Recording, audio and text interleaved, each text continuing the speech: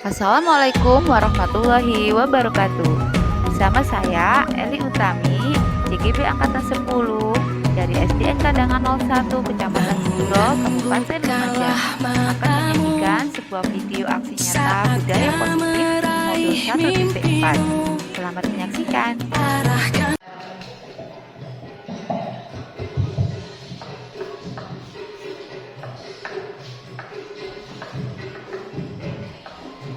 Bismillahirrahmanirrahim. Assalamualaikum warahmatullahi wabarakatuh. Yang saya hormati Bapak Ibu, mohon maaf, selamat siang untuk yang beragama lain. Yang saya hormati Bapak Ibu Dewan Guru SDN Kadangan 1, bahwasannya pada hari ini teman kita, Ibu Eli Utami sebagai peserta JGP Angkatan ke-10 akan melaksanakan diseminasi pada modul ajar 1.4 ini. Nah, monggo teman-teman nanti mengikuti kegiatan ini dengan baik agar apa yang menjadi harapan dari kegiatan Bu Eli bisa terlaksana dan berjalan dengan lancar sesuai dengan harapannya pula. Mungkin itu yang bisa saya sampaikan untuk kegiatan pada siang hari ini, dan atas partisipasinya untuk ikut dalam kegiatan ini saya ucapkan terima kasih. Selamat berdiseminasi. Assalamualaikum warahmatullahi wabarakatuh.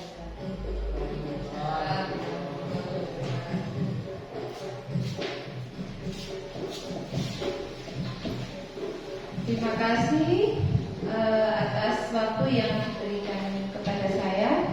Assalamualaikum warahmatullahi wabarakatuh. Waalaikumsalam warahmatullahi wabarakatuh. Yang terhormat Ibu Kepala Sekolah SDN Kadangan 01, yang saya hormati Bapak Ibu Dewan Guru SDN Kadangan 01, dan saya ucapkan selamat siang bagi yang beragama selain Islam.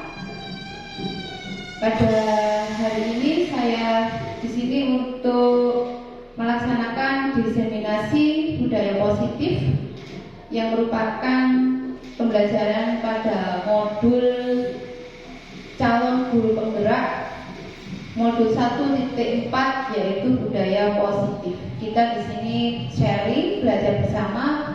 Ini merupakan kelanjutan dari pendampingan 2 yang kemarin.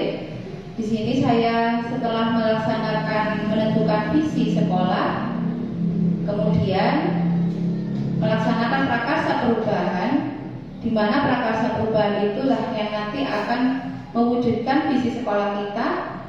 Sebelum ke sana, kita melaksanakan budaya positif. Apa budaya positif itu? Budaya positif itu kebiasaan-kebiasaan yang namanya positif berarti baik ya Bapak Ibu.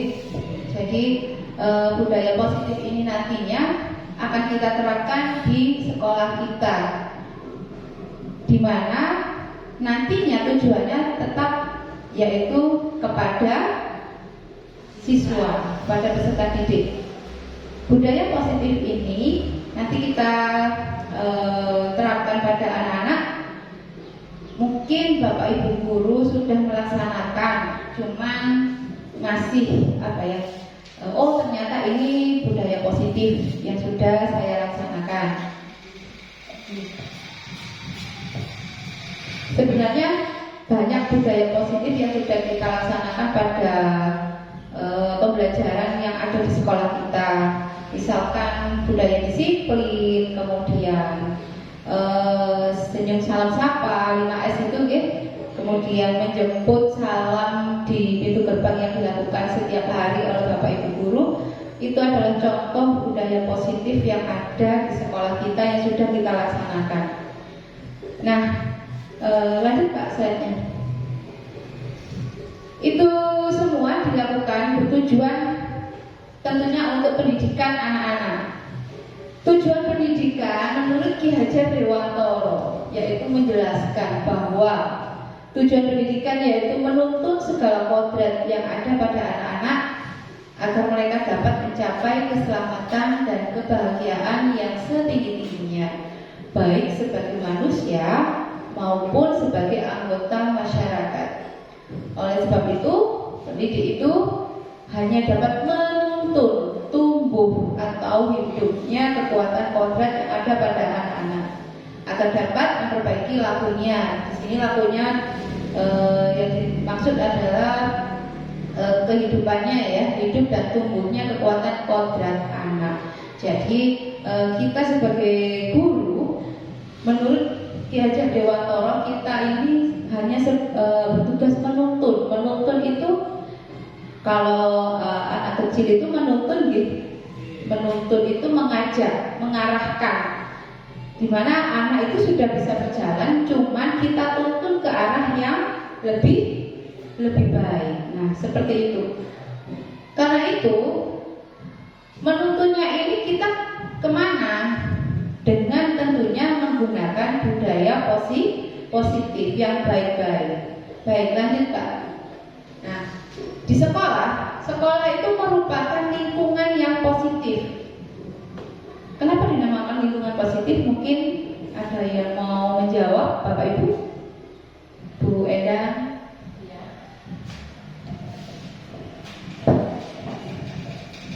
Sekolah itu adalah tempat berkumpulnya antara teman dari beberapa warga berkumpul jadi satu. Jadi di sekolah menjadi satu, bermain bersama, ya, bersenda-gurau bersama, sehingga akan merasa nyaman di sekolah. Siap, itu jawaban yang sangat luar biasa. Jadi tempat berkumpul bersama dari beberapa warga di sini yang disebut adalah anak-anak, ya Bu nggih? Ya, bermain, tempat bermain, tempat tumbuh kembang bersama, di mana di dalam sekolah itu tentunya berisi tentang hal-hal yang positif, yang baik-baik saja. Nggak mungkin sekolah itu mengajarkan hal-hal yang negatif, gitu. Jadi memang benar bahwa sekolah adalah tempat yang baik, tempat menuntut ilmu dari yang nggak bisa menjadi bisa. Itu tempat yang dinamakan sekolah.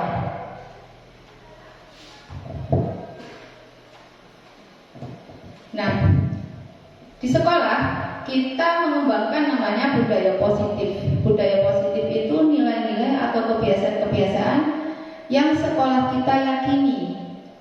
Pastinya tentang kelakuan yang baik.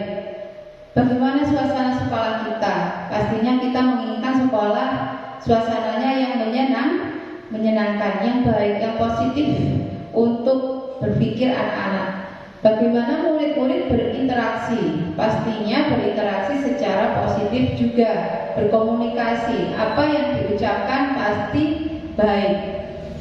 Kemudian bagaimana guru bertegur sapa? Bagaimana Bapak Ibu guru bertegur sapa?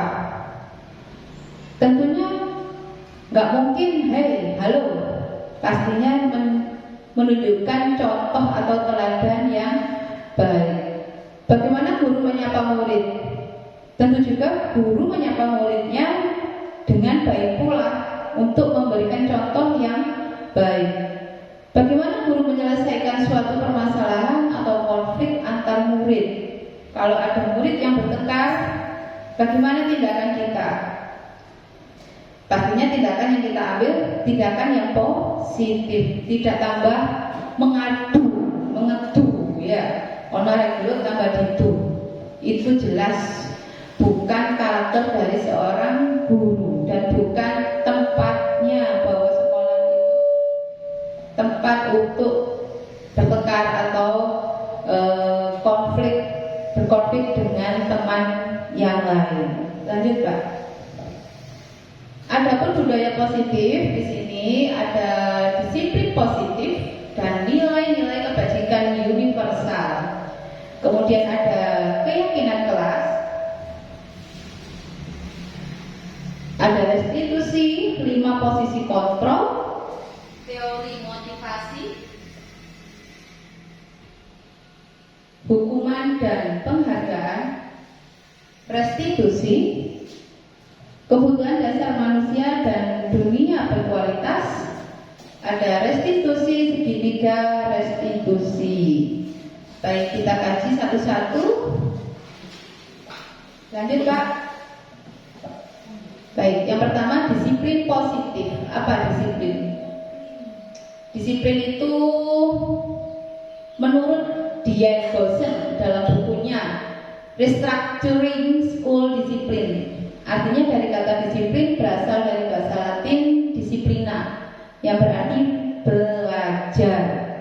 Jadi seseorang yang memiliki disiplin diri berarti mereka bisa bertanggung jawab terhadap apa yang dilakukan, karena mereka mendasarkan tindakan mereka pada nilai-nilai kebajikan universal. Disiplin positif di SD kita sudah melaksanakan. Contohnya mungkin ada yang bisa menyebutkan, Pak Guru, monggo.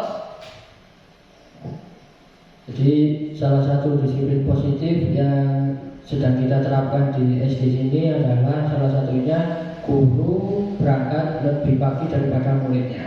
Iya. Oke, gurunya kedatangan guru. Sekarang monggo yang lain, dari guru sudah. Setuju? Anak-anak datang sebelum bel masuk. Iya. Anak-anak sudah datang sebelum bel masuk. Sudah ada di sekolah kita. Selain itu mungkin dari yang lain, waktu istirahat bermain di luar. waktu istirahat bermain di luar, dan banyak sekali kegiatan-kegiatan atau tingkah-tingkah anak-anak yang sudah mencerminkan kedisiplinan yang positif di sekolah kita. Nah, semuanya itu harus dipertahankan atau kalau bisa di nilai-nilainya itu ditingkatkan, bukannya tambah. Ada yang disiplin tapi ada yang tidak.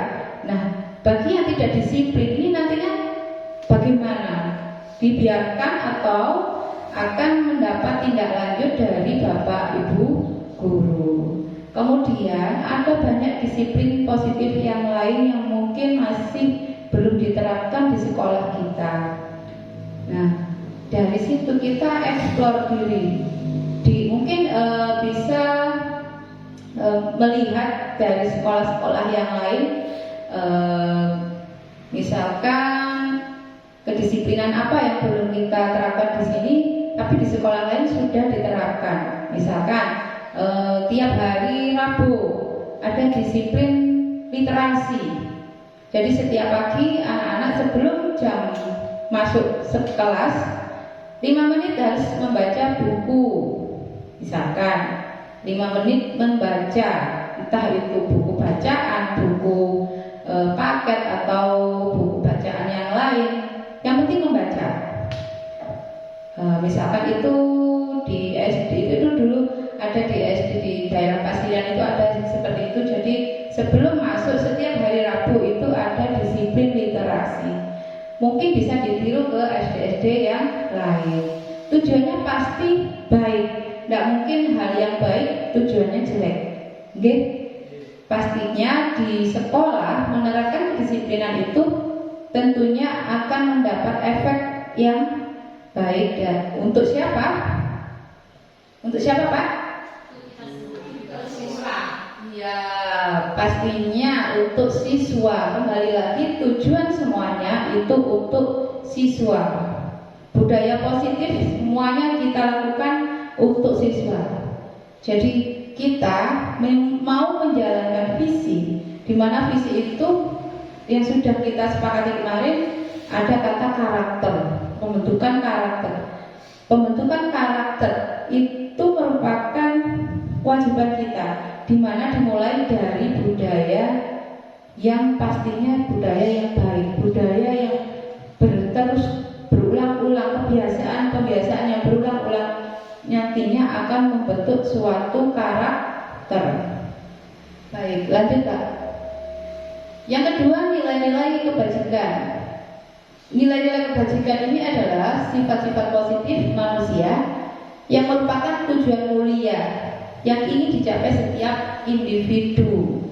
Nilai-nilai kebajikan universal adalah nilai kebajikan yang disepakati bersama, lepas dari suku bangsa, agama, bahasa maupun latar belakangnya, di mana nilai-nilai kebajikan ini tidak melihat suku, ras, agama, bangsa ataupun yang lainnya. Jadi semuanya nilai kebajikan diterapkan tidak pandang siapapun itu. Tidak hanya untuk yang baik beragama Islam toh, tidak hanya untuk yang Hindu saja, tidak untuk yang anak Jawa, tidak untuk yang hanya anak Madura saja, tapi universe, artinya menyeluruh. Semuanya mengikuti nilai-nilai kebajikan yang ada. Lanjut. Berikutnya ada 3 motivasi perilaku.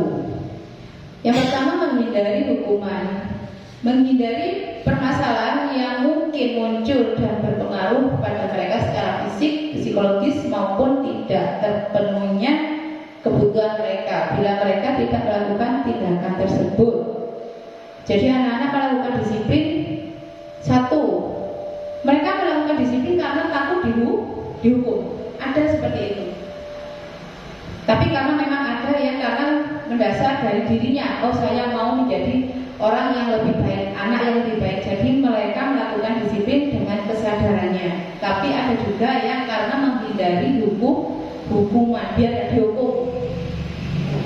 Aku butuh guys sepatu ireng, kok soalnya upacara, boleh nggak guys sepatu ireng, aku dihukum, maju dengan seperti itu.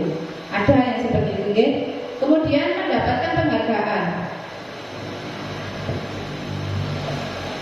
Ada yang melakukan disiplin karena nanti kamu dapat hadiah. Ayo siapa yang setiap hari memakai seragam lengkap, nanti Bu Guru kasih hadiah. Ada yang seperti itu. Jadi melakukan disiplin karena ingin mendapatkan penghargaan. Kemudian menghargai diri sendiri. Nah ini yang karena mendasar, karena ingin menjadi anak yang menjadi lebih baik, mereka melakukan disiplin positif karena ingin menjadi anak yang menjadi lebih baik lagi dari kesadaran diri anak. Mereka melakukan sesuatu karena nilai-nilai yang mereka yakini dan hargai, dan mereka melakukannya karena mereka ingin menjadi orang yang melakukan nilai-nilai yang mereka yakini tersebut, menjadi anak yang lebih baik lagi. Kemudian ada hukuman, konsekuensi, dan restitusi. Ada 3 bedanya. Intinya kalau hukuman itu Identik dengan anak itu merasa tersakiti. Anak menjadi benci terhadap peraturan yang ada, merasa terpaksa ya. Kemudian konsekuensi bedanya di sini, murid anak atau dibuat tidak nyaman, murid menghormati peraturan. Kemudian mereka merasa menjadi korbannya.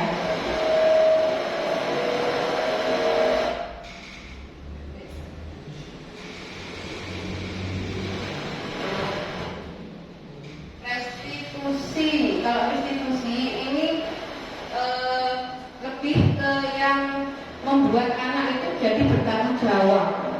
Jadi murid itu dapat bisa menunjukkan solusi atas kesalahan yang dia buat. Jadi bagaimana dia bisa menebusnya, memberikan solusi atas kesalahan yang dia buat. Misalkan Lisa tidak mengerjakan PR. Kemudian maka guru itu sebelum memberi hukuman ke Lisa, dia tanya dulu,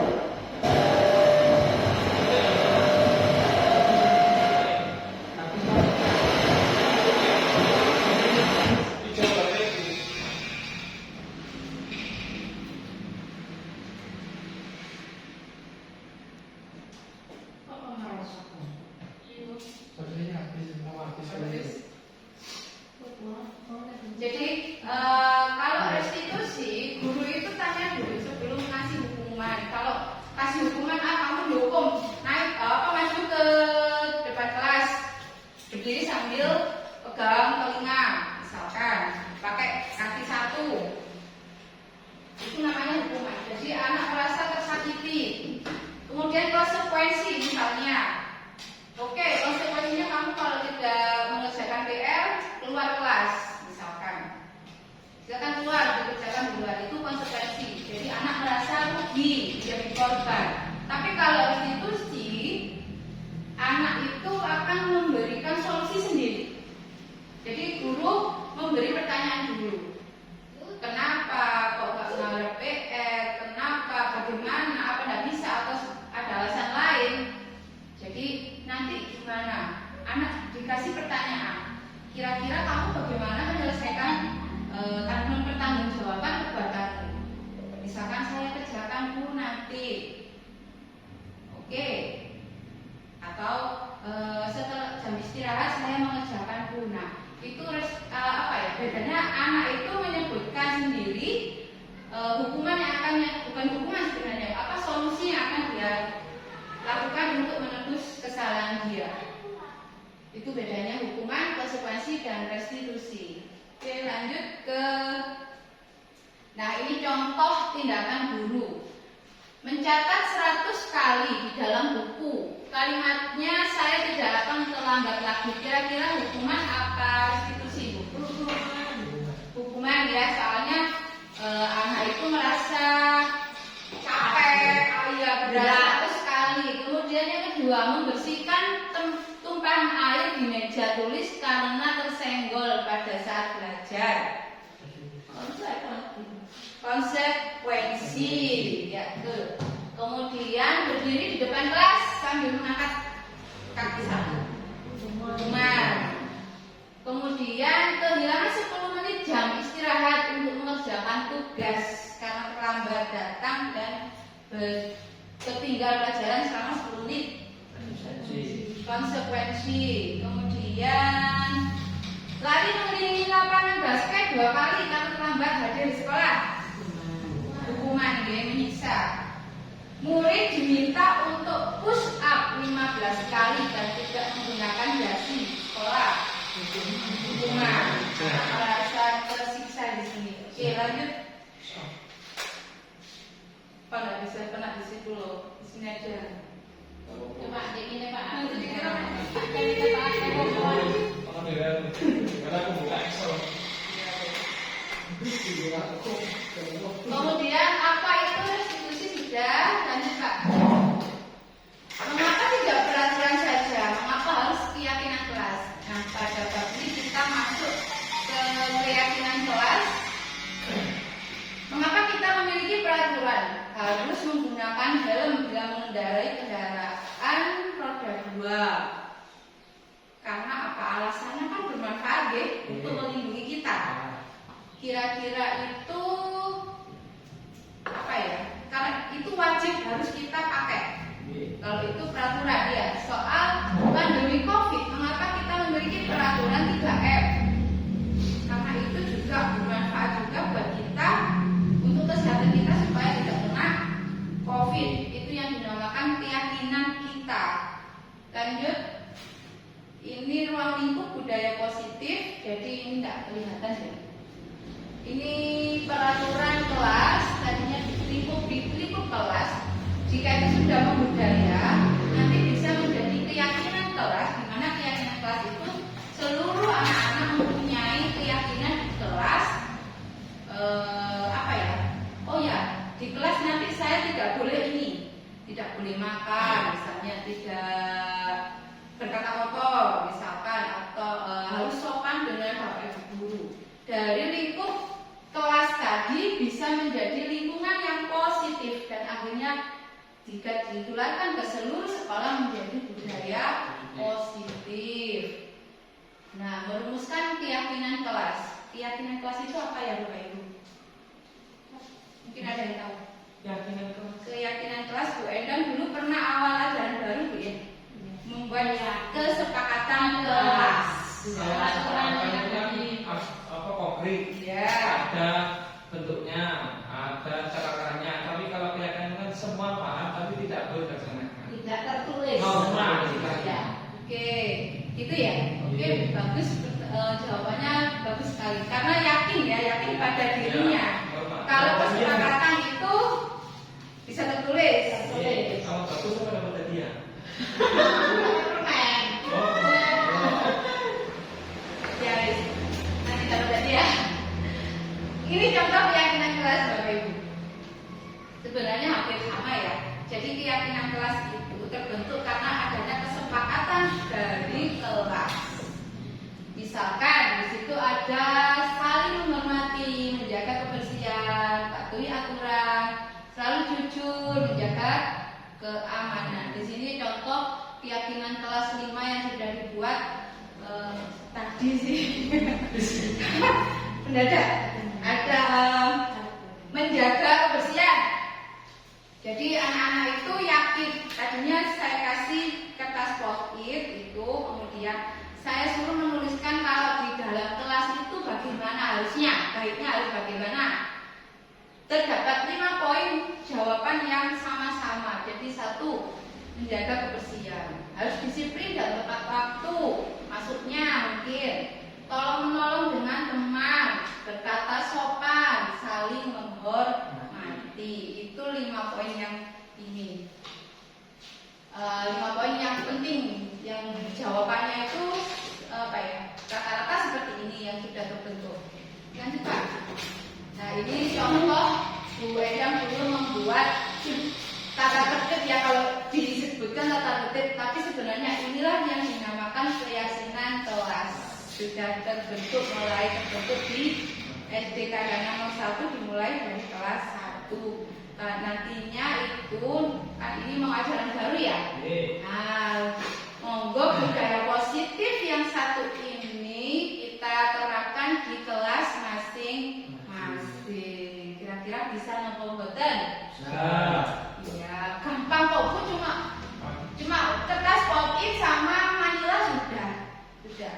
Anak-anak disuruh menuliskan kira-kira kalau dalam kelas itu bagaimana hal positifnya, seperti itu. Jadi anak-anak sendiri yang membuat peraturan di dalam kelas, mereka sendiri juga yang harus mentaati. Iya, harus mentaatinya. Itu jadi melakukannya itu tidak terpaksa, bukan karena nanti ya betul. Ini di kelas 6 sudah ada piket kelas, ada apa itu ya, banyak sekali. Itu bisa dinamakan keyakinan kelas. Jadi mereka itu loh yang harus kita lakukan. Kalau mereka punya kesalahan, kita kembalikan lagi. Loh, kamu dulu membuat keyakinan kelas harus kalau menolong, kenapa kamu berlari kan? Mereka jadi merasa bersalah ya. Nah dari situ budaya positifnya bisa diterapkan. Insya Allah nanti di ajaran baru kita bisa menerapkan di kelas masing-masing. Kemudian monggo. Banyak, maksudnya bertahan hidup ini gimana? Apa ini? Oh ya ini, oke. Iya pertanyaan. Ini memang kebutuhan dasar ya, kebutuhan dasar. Apakah berlaku untuk di lingkungan kelas kita masing-masing atau gimana? Apa secara umum memang manusia bertahan hidup di dalam kelas? Maksudnya gimana? Gini Pak ya, saya kan belum kenal dan Bu, jadi kita masih di sini ya. Oke, ya baik. Seluruh tindakan manusia memiliki tujuan tertentu. Ini secara umum. Semua yang kita lakukan adalah usaha terbaik kita untuk mendapatkan apa yang kita inginkan. Ketika kita mendapatkan apa yang kita inginkan, sebetulnya saat itu kita sudah memenuhi 1 atau lebih dari kebutuhan dasar manusia yang ada pada kita semua, diri kita. 1, pastinya kita ingin bertahan hidup. Ya. Hidup harus bertahan. Tentu saja. Mati dong kalau mau bertahan, bisa bertahan ya. Cinta dan kasih sayang, pastinya ini kita butuh cinta dan kasih sayang. Kemudian kepuasan, kita itu kadang butuh diakui, kita bisa ini loh, gitu ya. Kemudian kebebasan kita, pastinya kita ingin bebas mengekspresikan apa yang kita inginkan. Kemudian kesenangan, rekreasi, pastinya ya, senang-senang. Pasti semua butuh. Lanjut Pak untuk menjelaskan. Oke, ini dia. Senang-senang kemudian Bertahan hidup itu maksudnya kebutuhan bertahan hidup Pak. Berhubungan dengan kesehatan, makan, kemudian rumah. Kita itu juga butuh rumah dan juga kebutuhan itu seks, termasuk ya.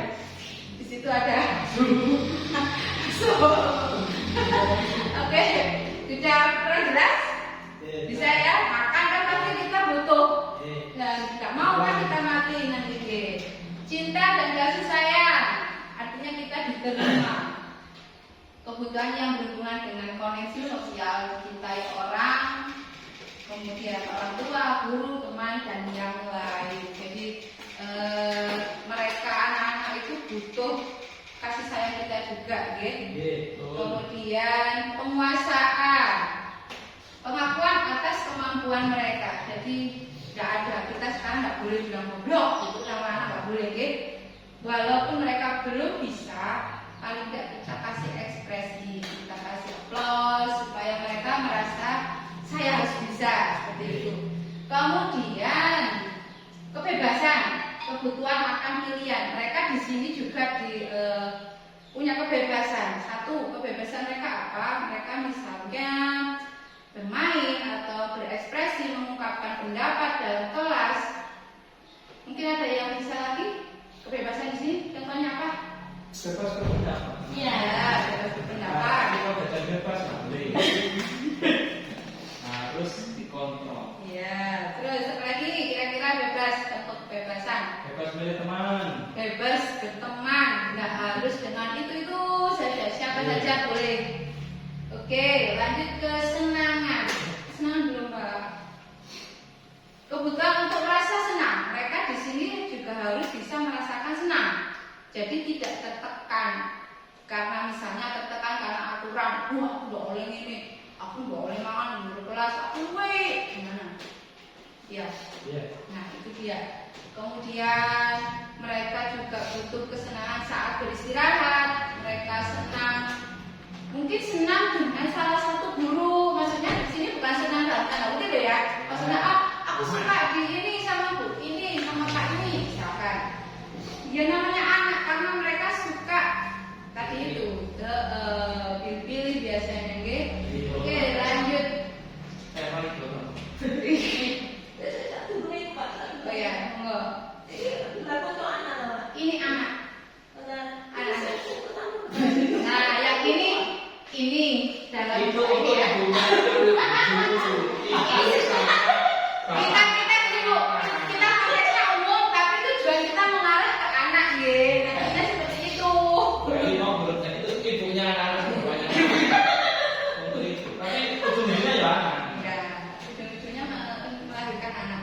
Oke, berikutnya terima posisi kontrol sebagai guru, sebagai penghukum, pembuat rasa bersalah, sebagai teman, sebagai pemantau dan manajer. Jadi kita ada 5 posisi di sini.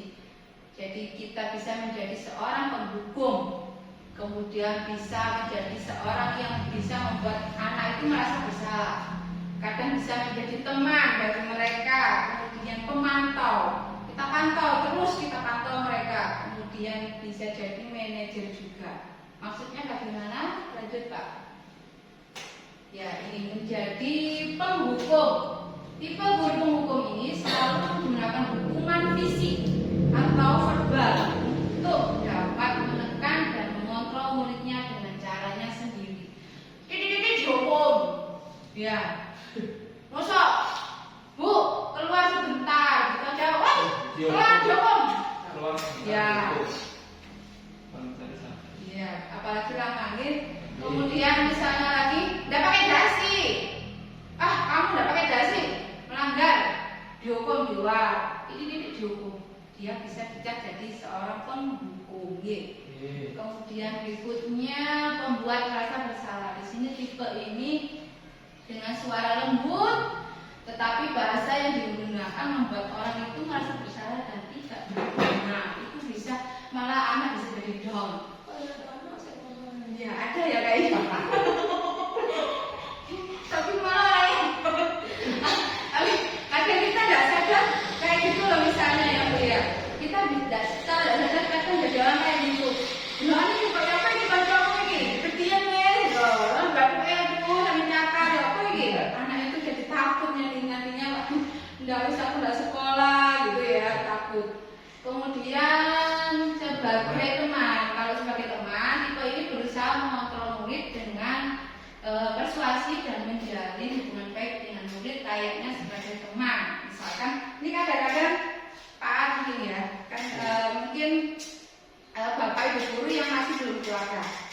Biasanya seperti itu kebanyakan di SMA atau SMP Oh, mereka merasa berteman. Kalau cuma saya berteman. Kadang Berteman ya, musuh. iya. Kadang kita sendiri tidak kerasa ya, anak-anak jajan itu jajan, jadi merasa berteman ya. Kemudian iya, Mbak Kon sebagai pemantau di sini tipe guru pemantau, jadi selalu mengawasi perilaku anak. Kadang waktu istirahat sudah buat sambil dilihat. Ini kamu ngapain? Jadi itu apa ya? Selalu memantau tindak tanduk anak-anak dimanapun, entah di kelas atau di luar kelas, saling apa ya? Selalu memantau tindakan mereka. Kemudian sebagai manajer ini mempersilahkan murid untuk mempertanggungjawabkan perilakunya dan mendukung murid menemukan solusi dari masalahnya. Jadi kita sebagai yang ideal itu guru itu sebenarnya yang ini sebagai manajer. Jadi apa ya? Bisa melatih anak untuk menemukan solusi atas kesalahan yang dia buat. Seperti itu. Nanti bisa menumbuhkan rasa tanggung jawab gitu. Misalkan merobekkan buku paket.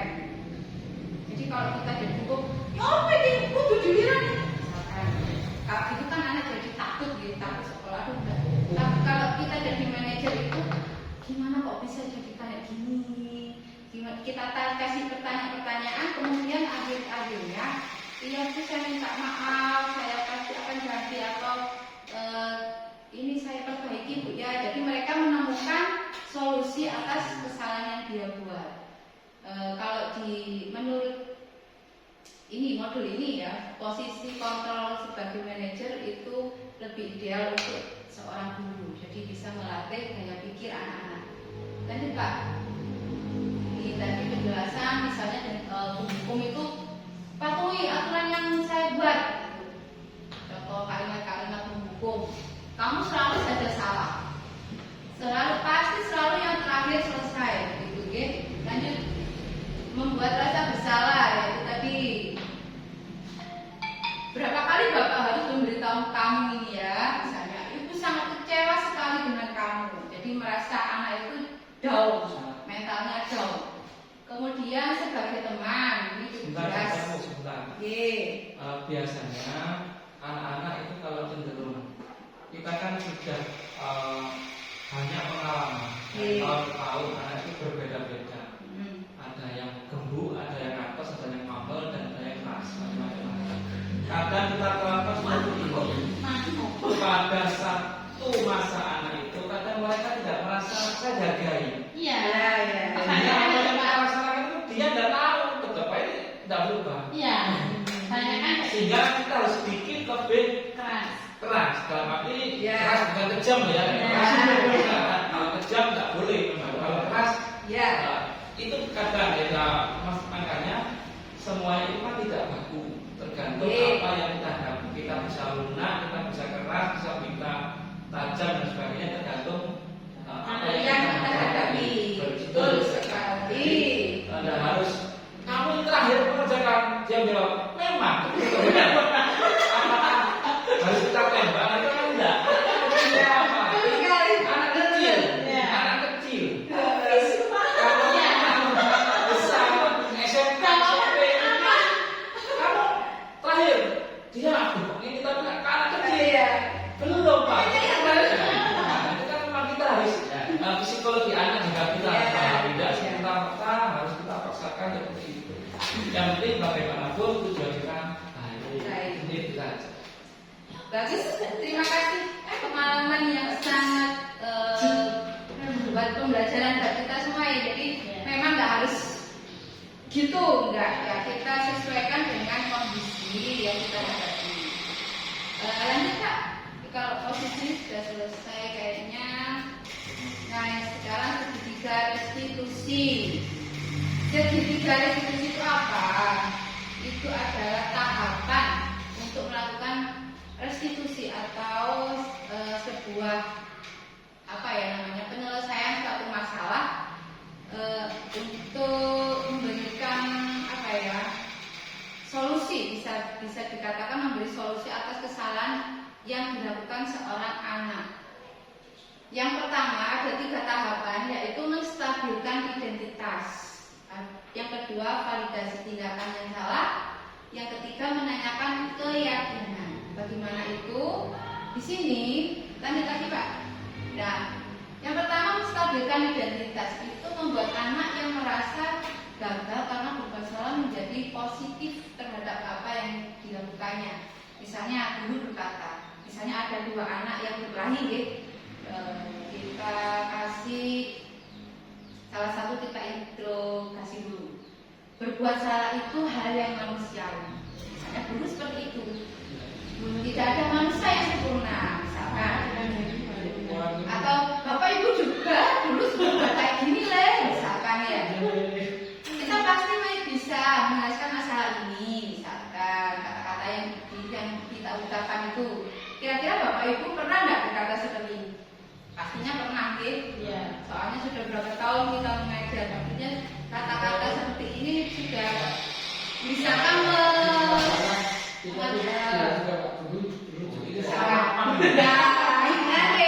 tidak konsen, tidak langsung sudah melakukan yang namanya menstabilkan identitas. Karena mereka belum pernah besar.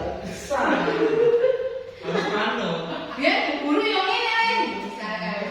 Masih tahapan proses. Biar guru yang bolos, gitu. Misalkan itu namanya menstabilkan identitas. Kemudian lanjut tahap berikutnya ke yang kedua, validasi kebutuhan atau validasi tindakan yang salah. Misalnya kamu bisa saja kan melakukan hal yang lebih buruk, tapi kamu tidak melakukannya. Misalkan menyobek buku tadi, kamu sebenarnya bisa dengan menyobek, membuang buku itu bisa, tapi kamu tidak melakukannya. Kenapa? Nanti anak itu kan jawab, ya karena itu salah. Nah, seperti itu. Lagi misalnya kamu pasti punya alasan. Mengapa kamu kok melakukannya? Itu kata-kata validasi tindakan yang jadi anak-anak itu tahu kesalahan dia itu apa, gitu. Contohnya lagi, apa yang penting dari kamu? Misalnya, itu belum misalnya ya. Kamu ngapain? Apa yang bisa kamu dapat dari menggeluti misalnya ya?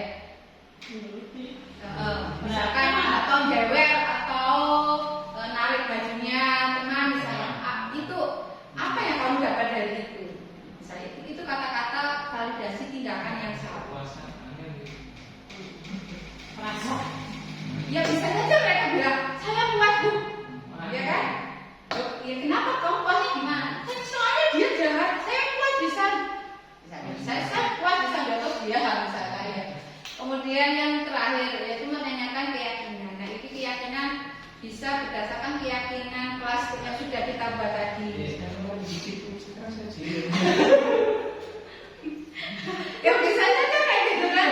Aku puas dengan memikir, kamu puas dengan menjawab. Saya puas, belum puas Bu. Iya, menanyakan keyakinan. Misalkan kita sudah buat keyakinan kelas.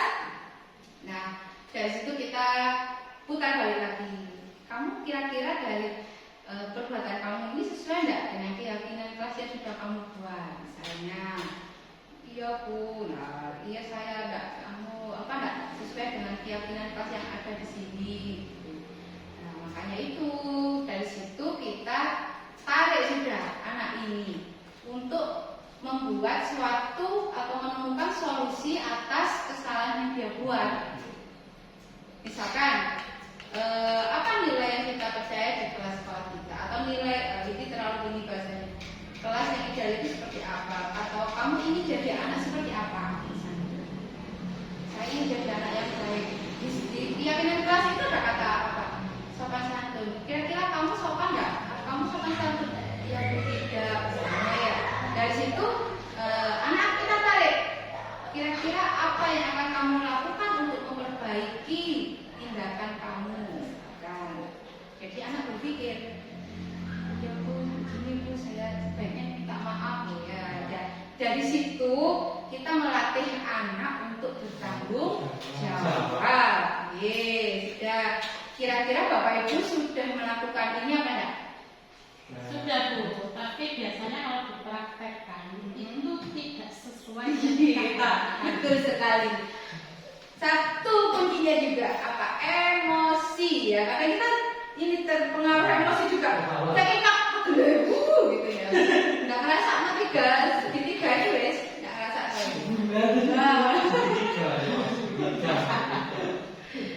Sebenarnya kita sudah sering sekali, ya, sering sekali melakukan tindakan seperti ini. Kegiatan ini satu kali atau berapa kali jadi? Maksudnya Ada lagi apa enggak? diseminasi ini. Seperti ini. Sebenarnya ini tugas berhubung gerak ya, satu kali. Satu kali. Oh, saya. Tapi tergantung sih sekolah juga. Enggak, maksudnya gini. Tergantung sekolah juga. Ini kan hal yang tidak selalu terjadi. Ya. Dan mumpung si daftar kebetulan jadi seandainya ini kan tadi di selain kita sebagai guru dan ada wali murid yang untuk dimasukkan di green kan itu lebih bagus. Ya. Usul yang sangat bagus. Nah, jadi mereka tahu. Iya, iya. Ini bukan hanya kita guru dong mungkin seperti ini. Iya. Otomatis. Tapi Iya. orang Nanti tua, terkesan kita yang salah ya. ini kan sebuah out of the box kita bahasa Inggrisnya. Dari semua guru penggerak, guru yang dibutuhkan. Tapi ketika Bu Eli meminta wali murid, ini mungkin jadi nilai positif bagi kalian. Kenapa Bu wali murid? Karena kita 8 jam, mereka sisanya. Ya. Membentuk atur baik mereka. Kita hanya memulai saja di sini dan mengumpulkan. Tapi yang mencetak, yang membentuk dan mengarahkan dan mempunyai itu orang tua. Mereka itu orang tua. Nah, seandainya ini orang tua juga dimasukkan, nanti grup yang lain kok boleh seperti itu. Nah, itu kan juga nilai positif plus. Makanya kita kan sebenarnya yang plus Ya. ya. Bagi guru penggerak yang lain, bahkan mungkin saya jadi juga seperti itu. Nah, Ya. pokoknya ada guru banyak juga. Tapi ketika kita bisa bikin plus, nah kita orang lain belum. Oh iya. Sebenarnya ini tadinya ada di pikiran saya mau mengikutkan wali murid, anak-anak juga, wali murid dan anak-anak juga. Kalau Paling anak- nggak waktu lah. Paling enggak 5 orang guys, wali murid kelas 1, salah satu berapa itu, kemudian ada siswanya perwakilan satu-satu. Tadinya saya seperti itu, tapi karena terbentur waktu yang harus segera duduknya, nah itu jadi ya sudah. Saya cuma sekali Bu. Kalau misalnya diminta diulang monggo saya siap. Maksudnya itu kan hubungan dengan makannya. Ini kan juga Ya, tapi saya nggak kepikiran ke makan enggak. Kalau misalnya dibutuhkan untuk diseminasi lagi ke wali murid mungkin. karena kan Monggo. butuh perencanaan yang matang. Kita mau Ya. Iya. harus ada kamar. Itu yang termasuk. Enak. Paling tidak ada Sebetulnya kemarin jadwalnya. juga, tapi kan belum jadwalnya. Ya. Kelas 6 itu kan wali murid. Seandainya ada seperti ini, kita majukan saja tidak apa-apa videonya. Nah, nanti bisa diupload belakangan. Jadi genap Ya, wali murid. sebenarnya bisa sih, Bisa. Tapi belum Cuma ya nggak tahu. Terutama saya kan nggak tahu yang Makati seperti ini. Iya. Saya nggak tahu. Materinya nggak paham, Nah, Pak Iso. tak stop anak-anak dulu nampung lumayan. Pendidikan anak juga dapat bonus masalah parenting ini kan. Bahasa keren-keren itu parenting.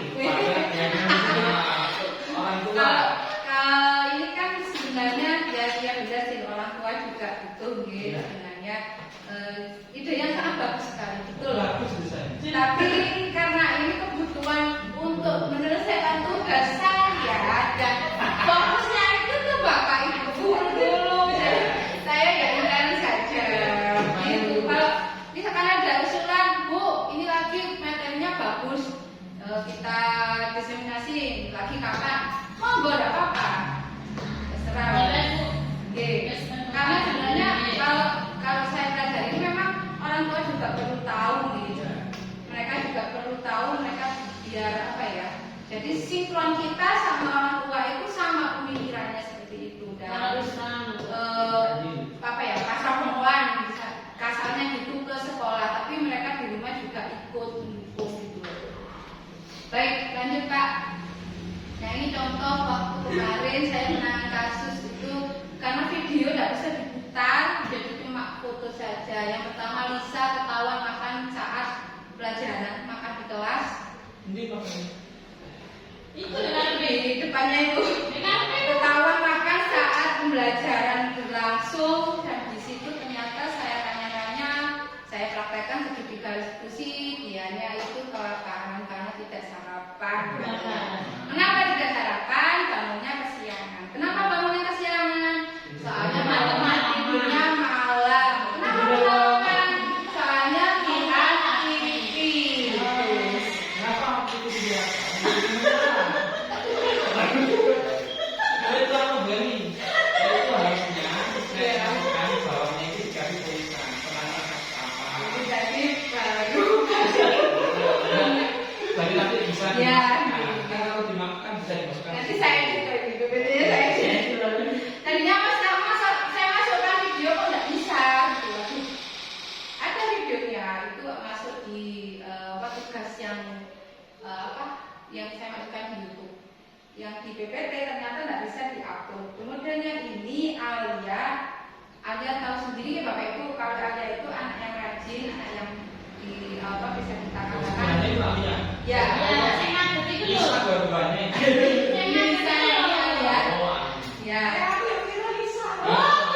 saya kira bisa jadi Beda. mana sih itu? Beda itu. Ternyata beda kasus ini ya. Ya, ada kasus dari dua. Alia tidak mengerjakan PR. Dia kan rajin, tapi kok aneh pas hari itu dia ketahuan waktu saya saya suruh mengumpulkan PR-nya, dia tidak mengumpulkan. Ternyata dia masih mengerjakan. Temennya yang lapor tulis, Alia masih mengerjakan. Loh kenapa? Ada apa? Dia kan anak yang rajin dia, kita tahu. Ternyata dia membantu ibunya membuat kue sampai jam 11 malam. Ada bentuk kuenya. Ternyata dia tidak Kue dikasih apa? contoh kuenya. Kira ada testernya. Ya saya habiskan di situ. Ternyata itu alasannya membantu orang tua itu sangat bagus sekali. Cuman ya itu tadi PR-nya, tugasnya dia kita ingatkan tugas dia itu belajar, itu didahulukan. Terus, Bu? Kemudian tahu waktunya untuk istirahat. Terus, Bu, Iya. kalau Iya. hukumannya untuk kepada Alia Iya. sesuai dengan yang tadi diomongkan itu, Iya. apa yang tepat? Untuk hukumannya saya kembalikan ke Anda. Kira-kira kamu apa yang akan kamu lakukan Alia untuk memperbaiki atau solusi apa yang kamu ide apa yang akan kamu lakukan untuk mempertanggungjawabkan kesalahan kamu? Dia menjawab, saya akan mengerjakannya sekarang Bu. Boleh gitu ya, karena dia cepat. Oke, kalau Isa, saya suruh keluar sebentar. Daripada anaknya kelaparan di dalam kelas, dia nggak bisa konsen. Sudah Anda habiskan di luar, kalau sudah habis, ayo masuk gitu. Sampai gitu. Soalnya dia wis lapar Bu, gitu. Dia nggak tahu ya dia bohong apa enggak, kita nggak tahu. Soalnya dia suka bagus. Itu dan terima kasih. Demikian sharing kita, belajar bersama kita soal materi yang ada di pendidikan guru penggerak saya. Semoga ini nanti bermanfaat buat kita semua. Dan ini adalah tindak lanjut dari visi yang saya buat kemarin. Jadi budaya positif ini nantinya mudah-mudahan kita bisa menerapkan di sekolah kita. Tentunya pastinya tujuannya untuk siapa? Untuk siswa, bukan untuk kita, bukan, tapi untuk siswa, agar mereka menjadi anak yang baik dan mempunyai karakter yang baik sesuai dengan visi yang kita buat kemarin. Ya, mungkin ada saran atau masukan untuk saya atau bagaimana? Mungkin ada yang disampaikan, monggo Bapak Ibu.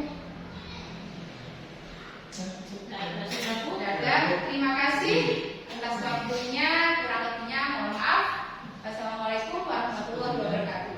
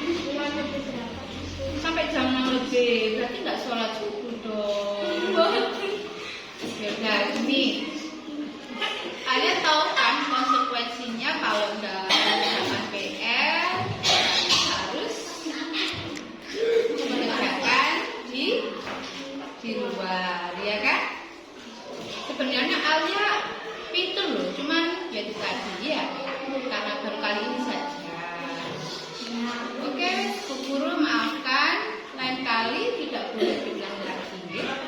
Konsekuensinya apa? PR-nya dikerjakan di segera ya. Setelah itu Alia boleh masuk kalau sudah selesai.